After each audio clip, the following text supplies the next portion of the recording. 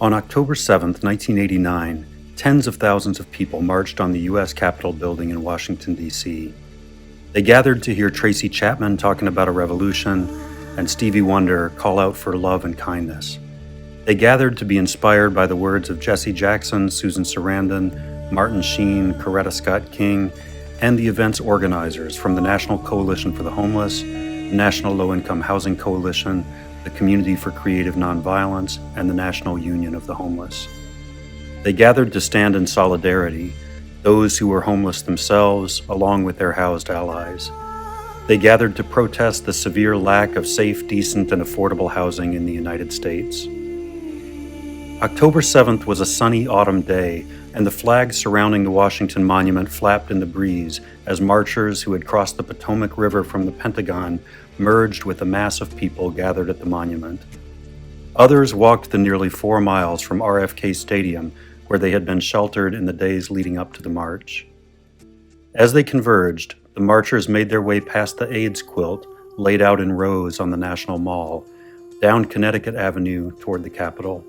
Some estimates put the number of protesters at 150,000. They came from the streets and the shelters, from churches, union halls, and school playgrounds. They came from kitchen tables and park benches where local organizing efforts were born. They came from Miami and Portland, Denver and Los Angeles. They came by the busload from Boston and Atlanta. More than 500 people came by bus from Chicago alone, and a group of 250 people walked to Washington from New York City, a trek of 16 days. Children from Dayton, Ohio pulled red wagons full of letters to Congress pleading for action. And people came from the streets of the nation's capital itself, where they would sleep again that night, and the next, and the next. Together they had one simple demand: housing now for all Americans. Specifically, they wanted restoration of $24 billion in federal funding for affordable housing that had been slashed from the nation's budget under the Reagan administration. These cuts, along with the growing income and wealth gap, were widely understood to be a major driver of the dramatic rise in homelessness in the early 1980s.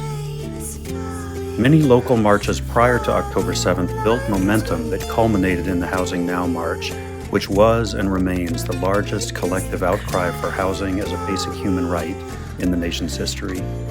Building on previous advocacy victories, such as passage of the Stuart B. McKinney Homeless Assistance Act in 1987, the momentum galvanized by the Housing Now March led to additional victories, such as creation of the Cranston-Gonzalez National Affordable Housing Act in 1990. The march also coincided with a groundswell of activism.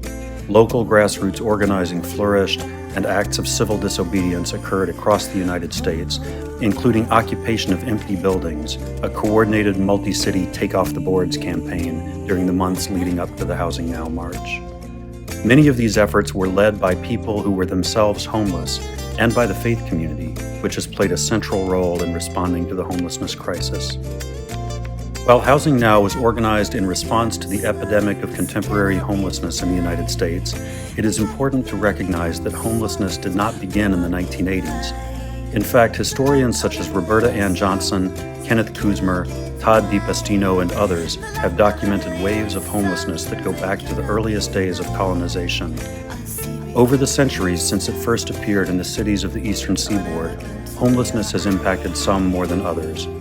Native Americans and African Americans, immigrants, veterans, people with disabilities, children and youth, and the elderly.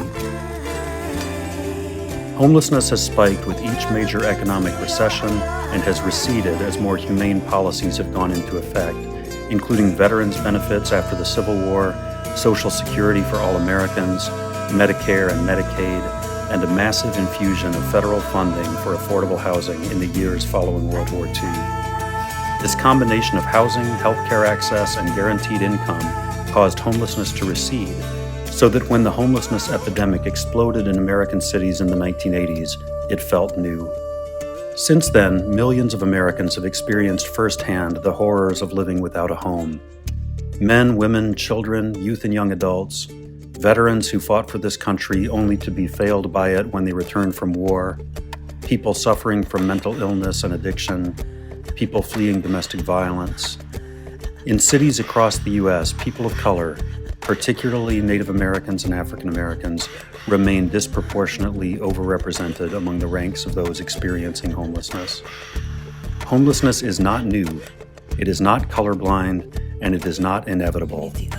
Homelessness can be shaped by changes in public policy and funding priorities, which can in turn be shaped by grassroots organizing and civil disobedience.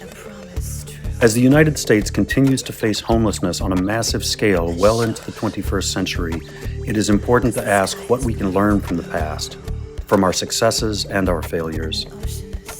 First, community-based grassroots organizing is an essential catalyst for social change.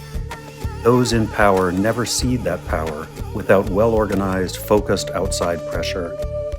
Political will is absolutely essential to create social change and to drive resources to solve homelessness, but it will never occur without strong, unified organizing.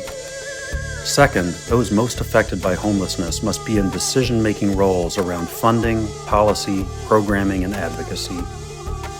Finally, we need a dramatic recommitment of resources at the national level to restore affordable housing to a level that allows every American to have a roof over their head. Such a commitment requires political will and a collective commitment to move beyond our society's complacency and acceptance of homelessness as inevitable. As we seek to learn from the past and chart a better course for the days ahead, we must rethink our current approach, recommit to grassroots organizing, and elevate the voices of people experiencing homelessness.